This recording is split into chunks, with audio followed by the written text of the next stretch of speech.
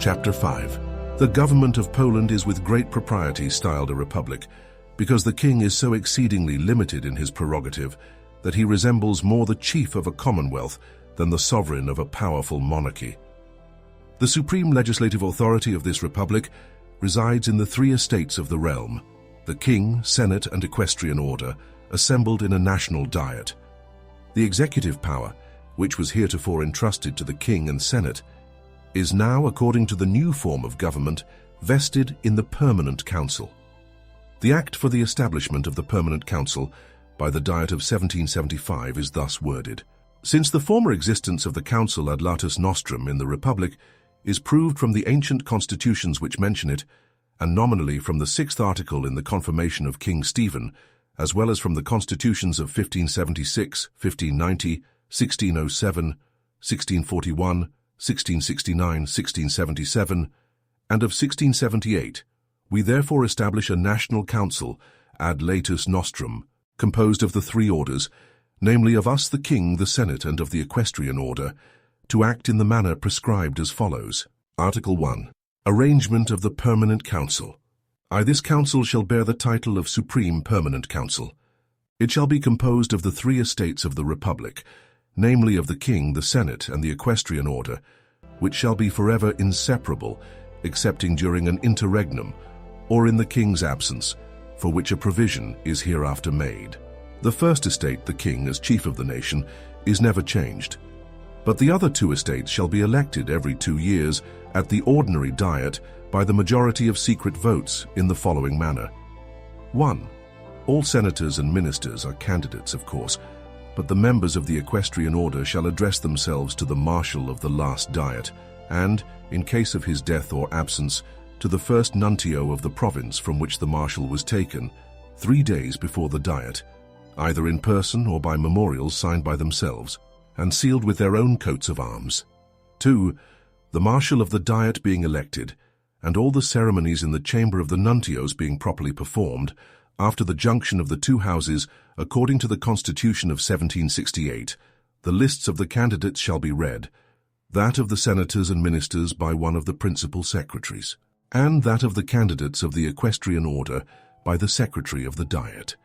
No person shall be excluded from being a candidate, who can prove that he possesses the necessary conditions and qualifications such as are hereafter described. And if any person so qualified is omitted, the great secretaries shall be answerable to the same diet for the omission of senators and ministers, and the marshal of the diet for that of the members of the equestrian order. And if they are convicted of having designedly been guilty of the omission, they shall be deprived of their charges. 3. A printed list of the candidates shall the same day be given to each member of the diet, to be taken into consideration. 4. The ensuing day each member of the diet shall secretly mark the names of as many persons in the printed list as are necessary to fill the permanent council. This ceremony shall be performed in a corner of the Senate House, the senators invited by the great marshals or in their absence, by those who perform the office of marshals, and the nuntios summoned by the marshal of the diet shall receive from the secretaries the printed list of the candidates, stamped with the arms of the Republic, similar to that which was distributed the preceding day. With these lists they shall repair in order, one after the other, to a small table surrounded with curtains, upon which table they shall secretly draw a line under the names of the persons whom they favor, and every one shall put his list into a vase standing upon a table in the corner of the hall, which vase shall be previously opened in the Senate House by the marshal who is first in rank, in order to show that it is empty. The vase shall be provided with 3 different locks, the keys whereof shall be given, one to His Majesty, a second to the great marshal, or to him who stands in his place, and a third to the marshal of the diet. At the same time the marshal of the diet 9 deputies shall be chosen, 3 from the Senate by the king, and 6 by the marshal of the equestrian order. As soon as the diet from the equestrian order, as soon as all the lists have been delivered, these deputies, being sworn, shall bring the vase into the middle of the Senate House, and having, in the face of the whole assembly, opened it with the 3 keys, shall compare the number of lists with the members of the diet who are present, count the suffrages, and the first in rank among the deputies shall openly proclaim the names of those who have the majority. 5. Each elector must underline in the printed list so many, and such persons as are required. That is, among the persons elected, shall be the third of the members in the late permanent council, to the number of 12, namely 6 from the Senate and Ministry, and as many from the equestrian order, equally chosen from each province. All the lists in which this rule is not observed, and in which there are more or less persons nominated than the necessary number, shall be considered as null and be rejected by the deputies. 6. Those who have the plurality of suffrages shall be admitted into the council, and it is only in case of an equal number of votes for any candidate or candidates that the king shall have the casting voice. The necessary qualifications, which entitle a member of the equestrian order to become a candidate for a seat in the council, are to have belonged to any of the 4 jurisdictions of the Republic, of the Marshal, of War, of the Assessorium, and of the Treasury, to have been deputy in any tribunal, nuntio of the Diet, or minister to a foreign court. Those who shall be elected during the Diet, before they enter upon their office, shall take the following oath. I do swear in the name of the Almighty that I will be faithful to you, Stanislaus Augustus, my gracious master, and to the Republic of Poland, that, in the exercise of my office as Councillor of the Permanent Council, I will execute with zeal all which the laws relative to the Permanent Council ordain, that I will not suffer myself to be surprised either by presents or menaces, that in giving my advice I will not be biased by any person, but will act in obedience to the laws, and in conformity to justice will consult the good of my country. That if I see or know anything which may be either serviceable or detrimental to my country, I will faithfully acquaint His Majesty, my most gracious master, and his permanent council, and will give my suffrage in the manner I think most likely to prevent the evil. I will not reveal the secrets which may be entrusted to me by His Majesty and his council, and so help me God. The council shall be composed of the following persons: 1. The king as chief and president. 2. 3 bishops, among whom the primate of his own right shall preside during 2 years, but shall have no seat the 2 following years. 3. 9 lay senators, 2 of whom may be elected either from the ministers or senators. 4. 4 from the ministry of the Republic, namely 1 from each department. Of these 18 members of the Senate, 6 must be taken from each of the 3 provinces. 5. The Marshal of the Equestrian Order, and in case of his death or absence, the first Councillor of the Equestrian Order, according to the turn of the provinces. 6. 8 Councillors of the Equestrian Order, including the Marshal. 7. The Secretary of the Permanent Council shall be elected from the referendaries and national notaries, etc. Of the pensions, the primate, bishops, and ministers, enjoying very considerable revenues derived from their charges, shall have no pensions. Lay senators of the Crown and of Lithuania shall annually receive each 14,000 florins, equal to £388 18 shillings. The Marshal of the Equestrian Order, as member of the Permanent Council, 30,000 florins, equal to £833 6 shillings 8 pence, and during his residence at Warsaw shall be allowed a guard of 15 men with an officer from the army of the Crown. Each councillor shall have 14,000 florins per annum, that equal to £388 18 shillings. The Secretary of the Council shall receive the same sum. Explanation of the duties and prerogatives of the persons who compose the Permanent Council. His Majesty the King, our most gracious master, as chief of the nation and the first estate representing the majesty of the Republic, shall, according to usual practice, convoke by circular letters, and at the time prescribed by the laws, the ordinary diets. He must always consult the Permanent Council upon the matters to be laid before those assemblies, in the same manner as he before took the advice of the Senate, which from henceforth shall no more be convened.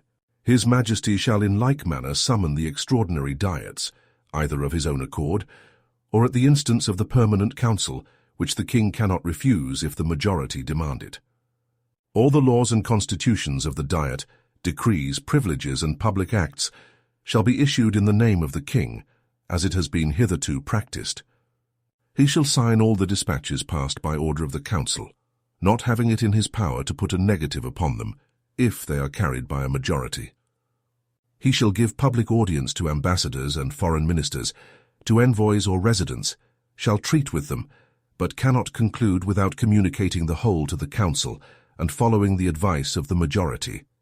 The king, on his part, cedes the following royal prerogatives. 1.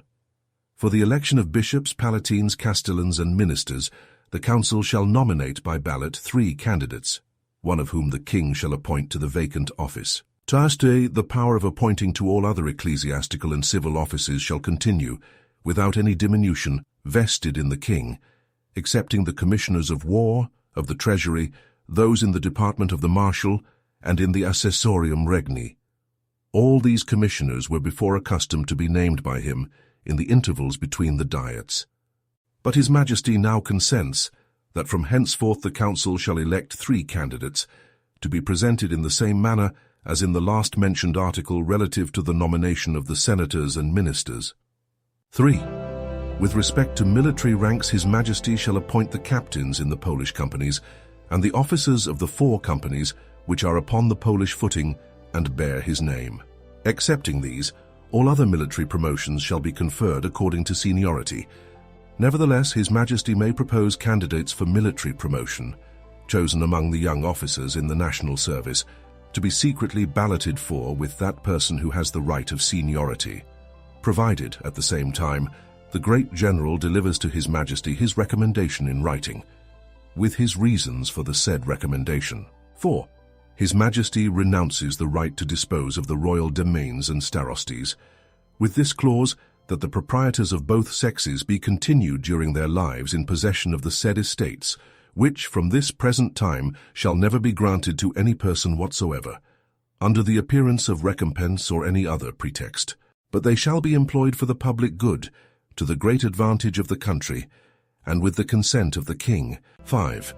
4 regiments of guards shall be restored to the command of the great general, as in the time of Augustus III, that is, while they preserve the name and rank of guards, they do not bind themselves by any new oath, and with this difference, that whereas formerly the great generals possessed alone the military power in their hands, at present they share that power with the committee, which committee, as well as the great generals, depend, in virtue of the present law, upon the permanent council.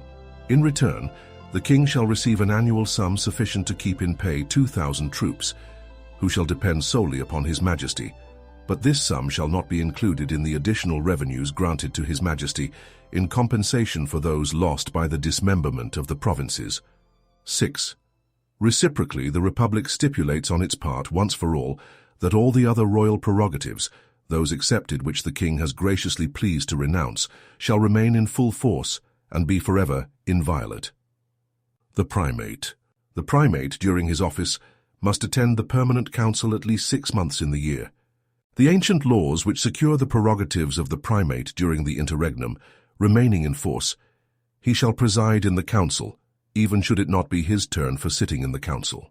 During the interregnum, the permanent council, keeping its power and authority, shall maintain in the usual forms the tribunals and all the jurisdictions of the Republic, according to the Constitution of 1768, in all things not contradicted by this new arrangement.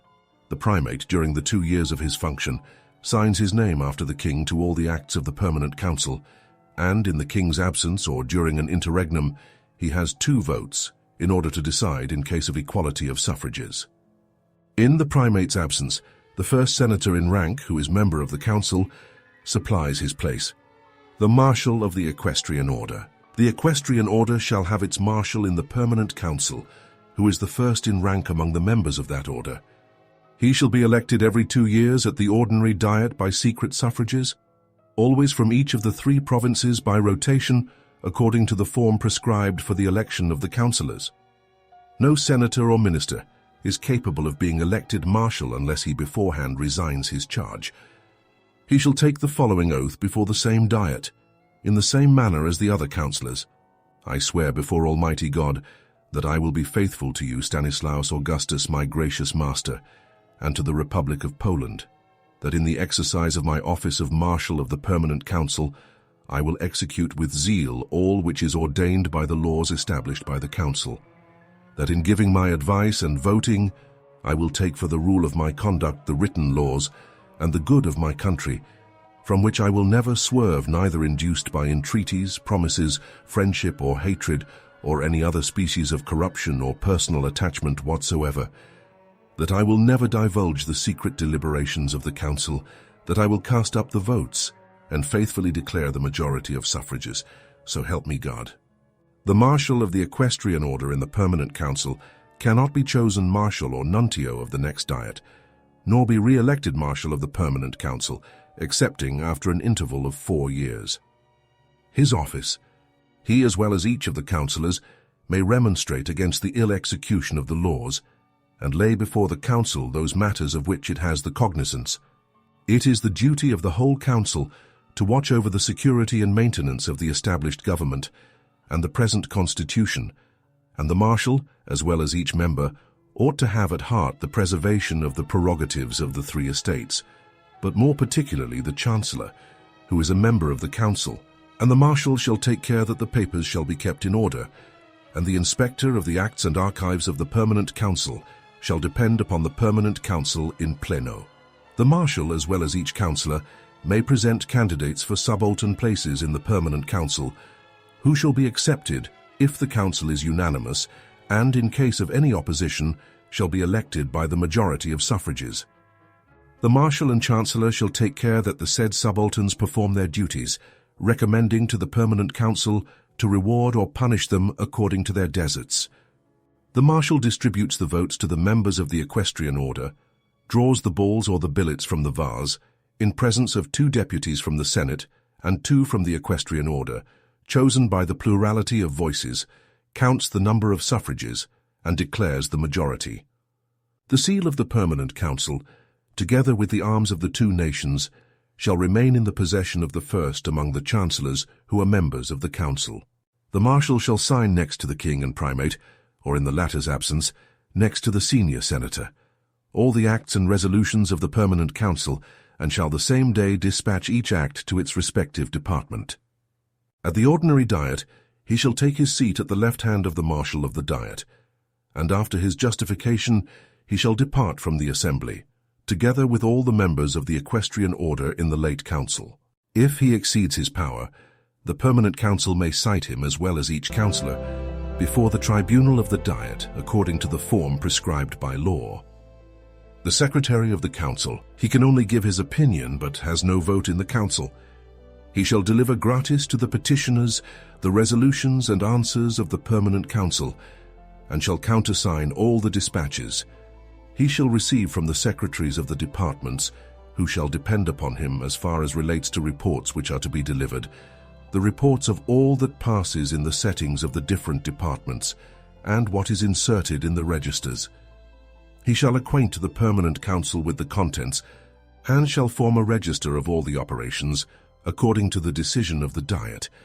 He shall be obliged to report to the permanent council everything that comes to his knowledge, which may be either advantageous or detrimental to the republic. During his absence, the permanent council shall elect by a majority of suffrages another person, who shall perform the duties of his office until he returns. The archivist shall be elected in the permanent council by the majority of suffrages, in the same manner as the above-mentioned subalterns, and he shall be informed of all by the secretary. The extracts as well from the archives of the permanent council as from the departments which appertain to the council shall be delivered gratis. The secretary shall take an oath, similar to the foregoing one, with the addition of the following clause: I swear that I will not entrust or give to any person the papers which are confined to me without the permission of the council. The instigators of the 2 nations, their antient duties remaining in force, shall depend upon the permanent council, and shall not make their appearance in it without being summoned. They shall take the usual oath with the addition of the following clause: We swear that we will not abandon any person for prayers, threats, promises, or personal confederation, nor indict but at the instance of the permanent council. The nomination of the secretaries for the departments, the keeper of the archives and scribes, all of whom must be natives and nobles, as well as the appointment of their duties, shall depend upon the permanent council. The interpreters, there shall be 2 for the Eastern languages, and 1 for the Russian tongue. They shall depend upon the permanent council, and particularly upon the Department for Foreign Affairs. The members of the permanent council shall not be exempted from appearing in the courts of justice, etc. If, in criminal affairs, a councillor incurs any punishment, he shall submit to it according to the laws and the nature of the crime, without deriving any benefit from his office, etc. Article 2. Arrangement, division and mode of procedure in the Permanent Council. The Permanent Council is divided into 5 departments. 1 for Foreign Affairs, 2 Police, 3 War, 4 Justice, 5 Treasury. In the Department for Foreign Affairs there shall be only 4 members, and 8 in each of the other departments, amounting in all to 36 persons. The election of these members shall be made by the Permanent Council, assembled in a body, either unanimously or by a majority of open suffrages. The preference of 3 persons in each department shall be deemed sufficient to proceed upon business. The ministers, who are of the Council, shall preside in the departments belonging to their respective charges, and if any accusation shall be brought against them, they shall retire from the Permanent Council, not having a vote in such cases. The members of each department shall receive the memorials and reports which concern their respective departments. Having examined and made extracts, they shall add their own opinion upon each matter, and shall then lay the whole before the Permanent Council for its final decision. In the department, when there shall happen to be no minister, the senior senator shall preside. Each president has, beside his common vote, a casting voice in case of an equality of suffrages. In all the departments, as well as in the council in pleno, the lowest member in rank shall give the first vote.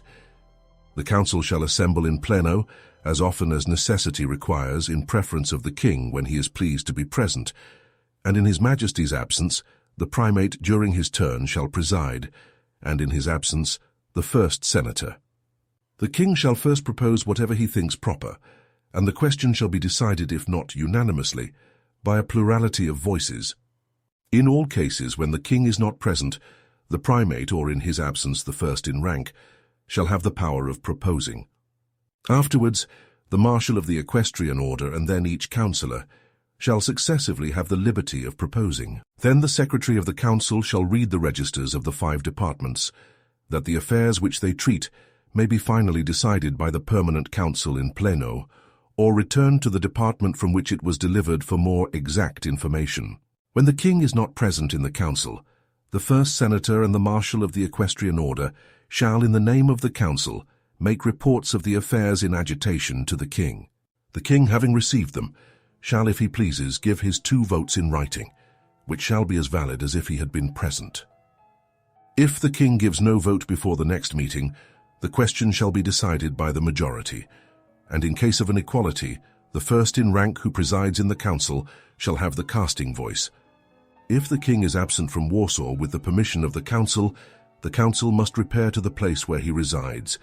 But if His Majesty quits Warsaw of his own accord, the election of the candidates and the distribution of the charges shall be suspended 2 months, at the expiration of which term one of the members of the Department for Foreign Affairs shall attend His Majesty, to the end that a correspondence be preferred between the king and the council.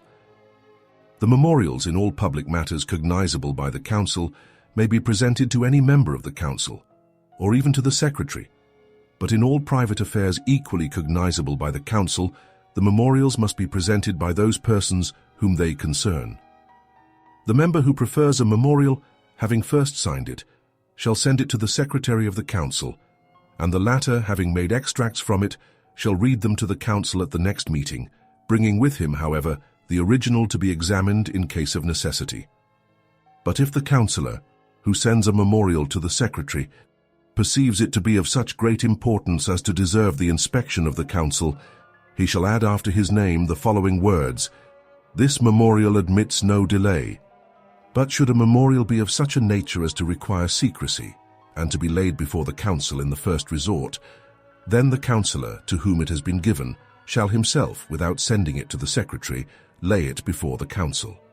In all questions, if the members of the council are not unanimous, the first in order, whoever he be, marshal, minister, or member of the council, shall distribute, in the manner above mentioned, the votes to the senators, and the marshal of the equestrian order to the persons of that order, and the majority shall be collected with the greatest exactness.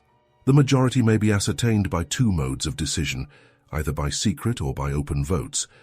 When the person who assents, saying, "I permit," the suffrages shall be inscribed in the register by each voter.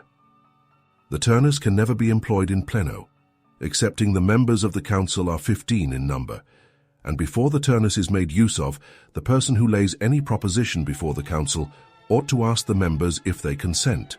The answer, that they consent or silence, announces unanimity. But if any member should oppose and demand the turnus, then they shall proceed to open voting. Each proposition may be the subject of deliberation during 3 days, but if any one member objects to that delay, he may propose to determine by ballot whether the affair shall be taken into consideration or be immediately decided. The turnus, once begun, shall be continued without interruption until the subject in agitation shall be finally decided, etc. In all questions, the decision by ballot may be insisted on by any one member, but it must be used in the following points. 1. In election of vacant offices referred to the council. 2. In extraordinary expenses issued by the treasury of the Republic, not warranted by law. 3. In matters of high treason, state crimes, disturbance of the public tranquillity, and conventicles contrary to law. The votes by ballot shall be collected with the greatest precaution and fidelity, and with every mark of necessary solemnity. For this purpose, a table shall stand in the middle of the apartment, surrounded with curtains about the height of a man, which may be drawn and undrawn to admit the councillors. Upon this table shall be placed a vase, having 2 openings with inscriptions affirmative and negative, into which the balls shall be put. These openings shall be only big enough to admit the balls, and not to receive the whole hand. The vase shall be also closed with a lock, the key whereof shall be placed upon the council table, until all the members have given their suffrages, and the balls are to be counted. The vase being opened, the martial minister and the marshal of the equestrian order shall first hold it up and invert it to show that it is empty, after which it shall be sealed by the 2 marshals and covered with the curtains. Next, the secretary shall distribute ivory balls to all who have a vote in the council, and every member, according to his rank, shall approach the table, and, first holding up his hand to show that he has but 1 ball, shall put it into one of the openings, permitting or not permitting as he shall think proper, and according to his conscience, and in this manner he cannot see how the others give their votes, nor be seen himself. If there are many candidates, the secretary shall distribute to each member billets, all written in the same hand, containing the names and surnames of the candidates. Each member shall then put into the vase the billet containing the names and surnames of the candidates whom he favours, and shall burn the other billets, a candle being ready for that purpose. In case of equality of suffrages, the king has the casting vote, and to the end that each member may solicit the vacant charges in the gift of the permanent council, they may all propose themselves, as well as recommend others, giving in their petition to that purpose in writing. The secret balloting being finished, the marshal of the equestrian order and the martial minister shall break each his seal and open the vase, and then, in conjunction with the 2 deputies from the Senate and 2 from the equestrian order, shall declare the number of balls or billets. After which, the marshal of the equestrian order shall read aloud the names of the candidates, and the number of votes in favour of each candidate, and shall declare for whom is the majority, which the secretary shall immediately register. The king has the privilege of convening an assembly of the permanent council, and in his absence, the first in rank, neither of whom can refuse to summon a meeting upon the request of any one member, representing the necessity of discussing an affair of great importance. Each member of the council has the liberty of delivering his opinion in a decent manner, but whenever any affair, relative to any member, is in agitation, that member shall have no vote. 2 persons of the same family, and even of the same surname, cannot be elected into the council at the same time as members of the same estate, namely 2 senators or 2 persons of the equestrian order, but only 1 person for each estate. All the decrees of the permanent council shall be issued in the name of the king, without any payment for the affixing of the seal, in the following manner. We, the king, with the advice of the permanent council. In order to prevent too frequent interruptions, no member of the council shall be absent more than 6 months in the year, either at one or at different intervals, but with the consent of the permanent council granted by the majority. The members who exceed their leave of absence shall lose a proportionate part of their salary, The same shall be understood of those who, being at Warsaw, do not attend the sittings of the council, excepting in both cases persons employed in other public offices, or those who produce proof of sickness. The deduction of the salaries from the absent members shall at the end of the year be divided among those who have assiduously performed their duty. The members of the Permanent Council cannot be sent beyond the frontiers as ministers to foreign courts. A person may decline being elected a member, but when once admitted, he cannot resign upon any pretext. At each ordinary diet, when the council expires, a third of the members of the last Permanent Council, namely 6 from the senators and the same number from the equestrian order, shall be continued, by ballot, members for the following years. And this is done to the end that the council may always contain persons experienced in business. At the next ordinary diet, a particular place in the Senate House shall be assigned to the council, to answer any complaints which may be brought against it, and to receive a public testimony to be inserted in the constitutions of the diet. Either that the diet received no complaints against the Permanent Council, or that, having received them, they were proved upon examination to be ill-founded, or that, having acknowledged their validity, justice was accordingly inflicted. The senators and ministers in the council shall have their usual places in the Senate. In the ordinary diets, the councillors of the equestrian order shall sit next to the ministers. None of the councillors, either senators, ministers, or those of the equestrian order, shall be present at the diets or at the opening of the tribunals. No councillors shall accept any other public charges than those which appertain to their office. No member of the council shall oppose the signature of privileges, resolutions, or acts decided by the majority, and if either the king, the senator, or the marshal should refuse to sign, in that case each member shall subscribe for himself, and the names of the majority shall render the act valid. In case of death, the vacancy shall be filled up within the space of 10 weeks by ballot, in the manner above mentioned. If the deceased be a bishop or lay senator, his successor shall be taken from the bishops or lay senators. If a minister, from the boards of the said minister's office. If a person of the equestrian order, either from the candidates present at the last diet, or from those proposed upon this occasion. Article 3. Power, authority, and duties of the Permanent Council. 1. Without enjoying the least authority, legislative or judicial, the Council orders the execution of the laws, and, being the centre of public affairs, as well foreign as domestic, is bound to determine according to the laws of its present establishment. 2.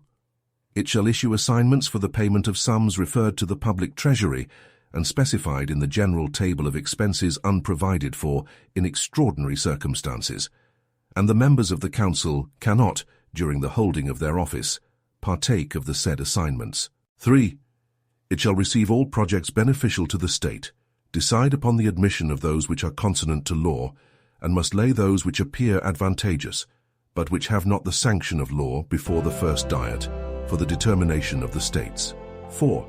It shall form plans for the reformation of the laws, and shall present them before the next diet. It shall frame a new code of laws, public, civil, and criminal, to be approved by the diet. 5. It shall send ambassadors and ministers to foreign courts from the persons nominated by the king. The Permanent Council shall give them the necessary instructions, excepting in all cases referred for the diet. 6. The Permanent Council shall appoint by ballot in the manner above mentioned 3 candidates for the vacant charges, excepting those which are in the king's gift, or are chosen by the nobility in the palatinates. 7. It shall take the most effectual methods to preserve the alliances and treaties of the Republic. Article 4. Limits of the Permanent Council's authority. The Council has no power in all matters referred to the states assembled in diet, and can enact nothing contrary to any liberties and prerogatives justly conferred.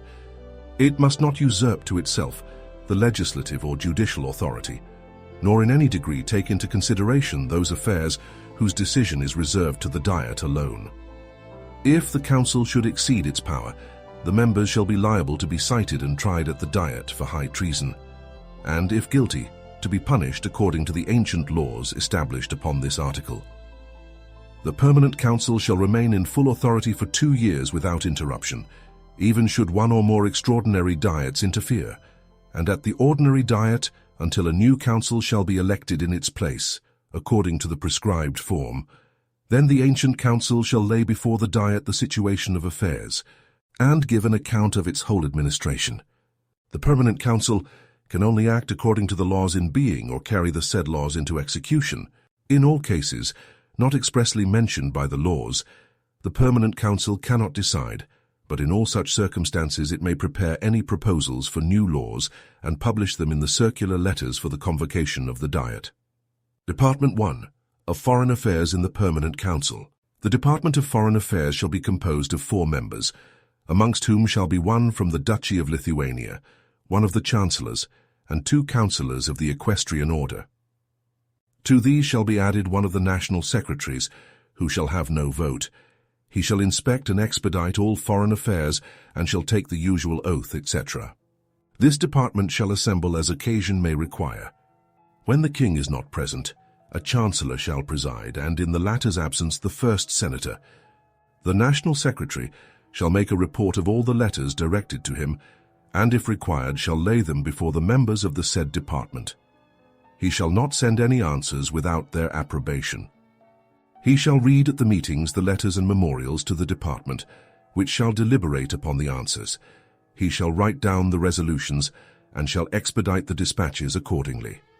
In all cases of public moment, such as letters from the king to foreign courts, state affairs which require any explanation, memorials and declarations, the department shall draw them up and lay them before the council in pleno for its determination.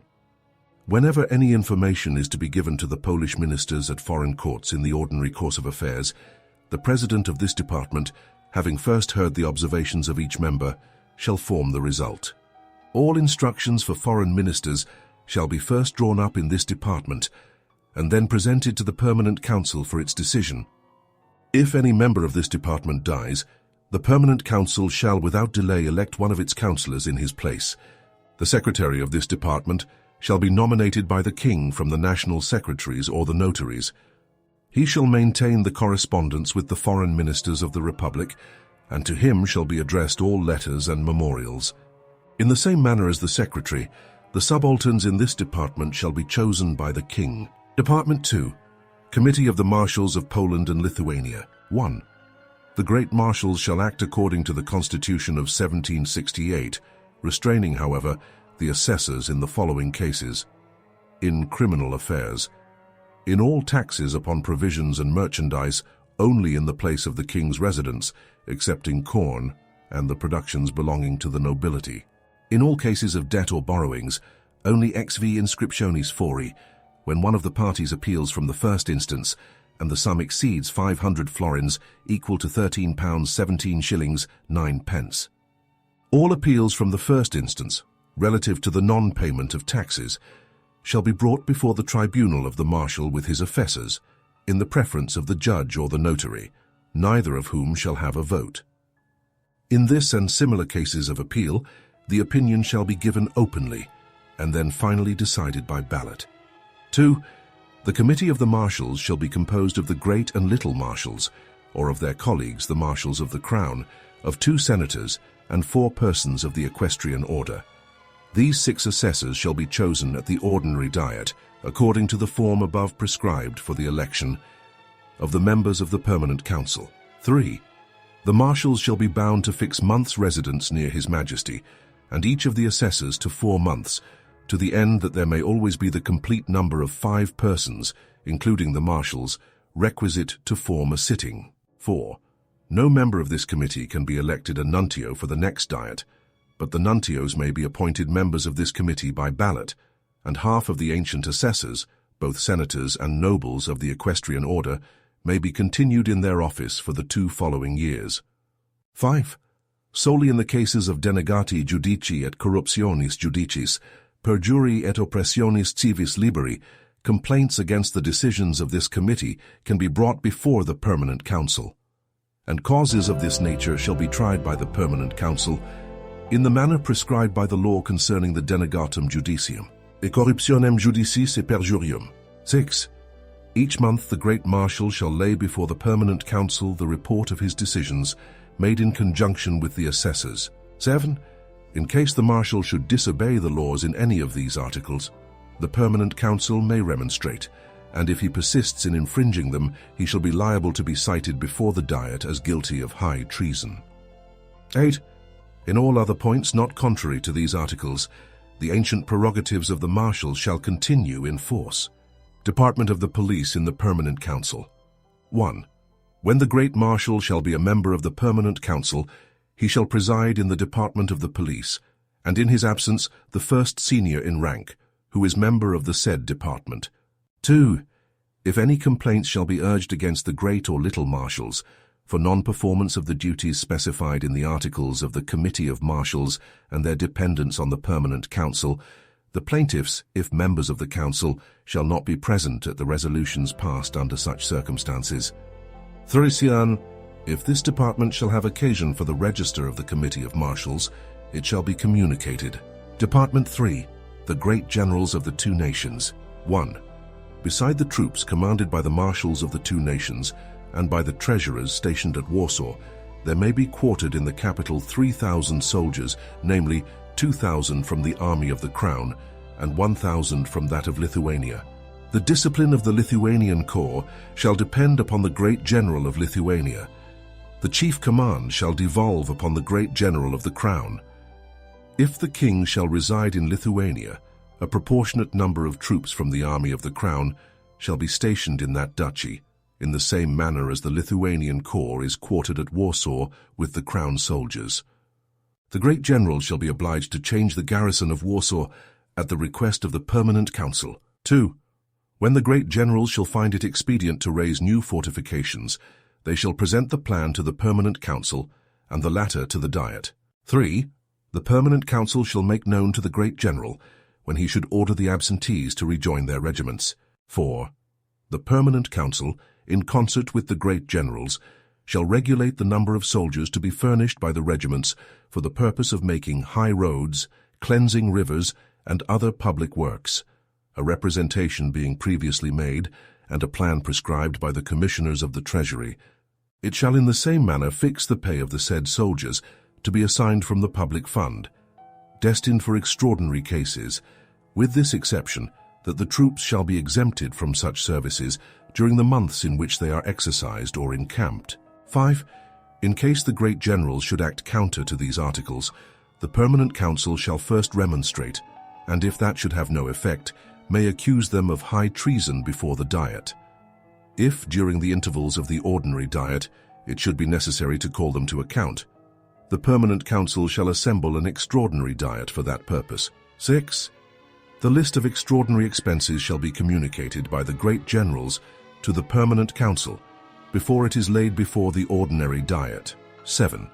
The discipline, subordination, exercise, and clothing of the troops, the appointment of the spots for the encampment of the divisions, with this proviso that never more than one division shall encamp in the same place.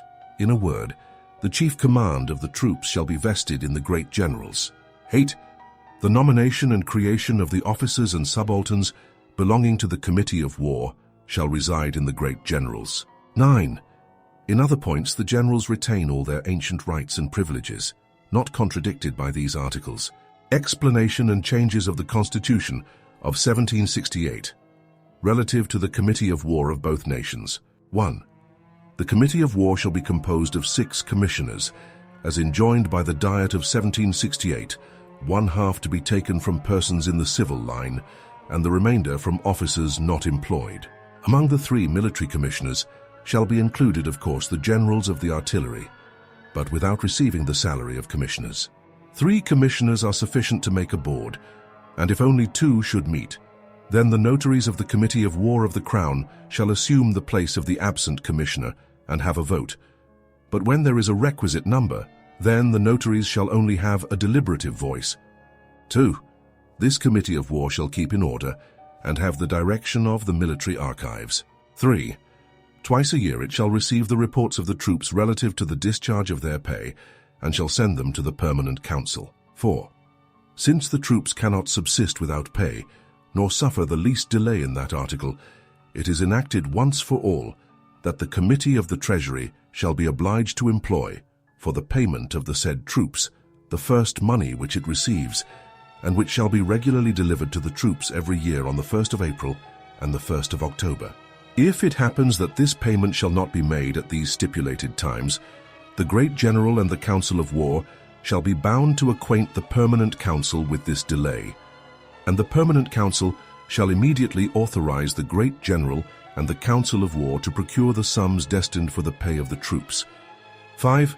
The Committee of War shall have the care of the military chest, and shall pay all the troops according to the established calculation. The chest shall be provided with 3 keys, one whereof shall be kept by the Great General, or, in his absence, by the President of the Council of War, the second by one of the Commissioners of War, and the third by the Cashier. 6. The Commissioners of War shall judge, as well all causes between soldiers according to the military articles, as all processes brought by the citizens against a soldier in his military capacity. But in case a soldier in his military capacity should aggrieve a citizen, then the plaintiff shall apply to the commander for redress, and if he obtains none, he may cite him before the Court of Justice of the place where the assault was committed, referring the appeal to the Committee of War. 7. No member of the said committee can be capable of being elected nuntio at the next diet, but the commissioners may be taken from the nuntios of the diet or from other nobles promiscuously. A third part of the commissioners may be continued for the next 2 years, if they have the plurality of ballots in their favor. The same holds good in respect to the senators, and those who are thus confirmed in their feats for 2 more years cannot be elected the 3rd time for the 2 next years. 8. In other points not contradictory to these articles, the Committee of War of both nations are maintained in their ancient rights. Establishment of the Military Department in the Permanent Council. 1. The Military Department in the Permanent Council shall receive twice a year from the Great General the list of the army, to be examined and inserted in the Acts. 2. The Great General, having a seat in the Council, shall preside in the Military Department, or in his absence, the senior of the said department. 3.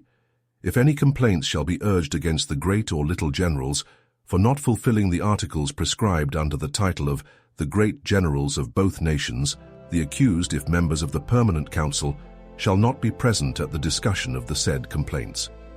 Department 4. The Great Chancellors of both nations. 1.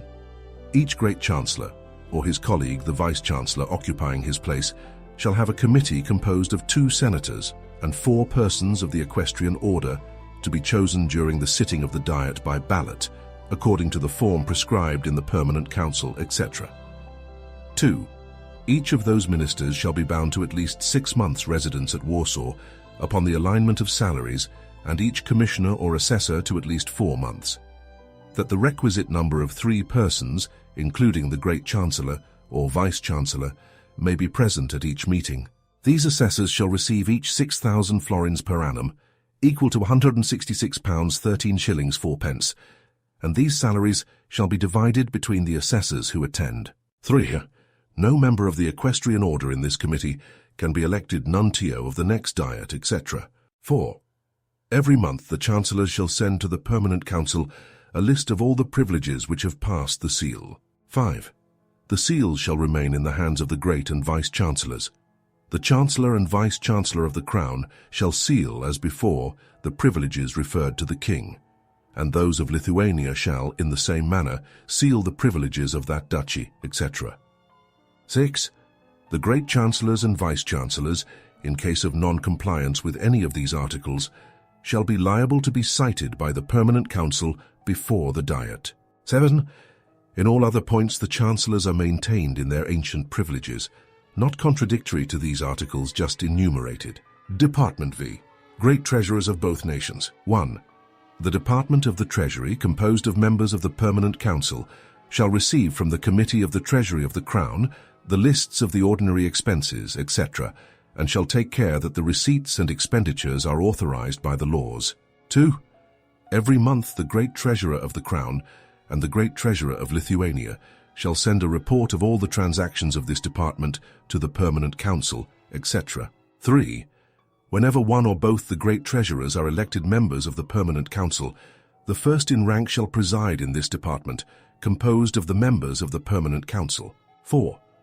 The Commissioners of the Treasury shall receive, and upon proper deliberation, admit or reject all memorials and plans relative to commerce, the augmentation of the revenues, the establishment of manufactures, cleansing rivers, cutting canals, forming harbors, making bridges and high roads, erecting buildings, and all other public works, etc., always under the control of the Permanent Council.